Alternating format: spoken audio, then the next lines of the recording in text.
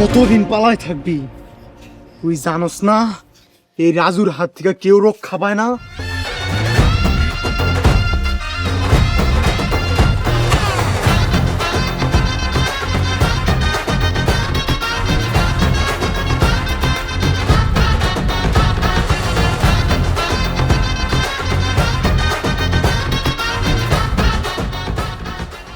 ও তুই আইসোস?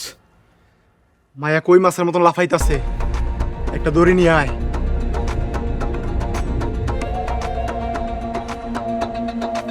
কিরে কথা কানে যায় না? একটা দড়ি নিয়ে আয়।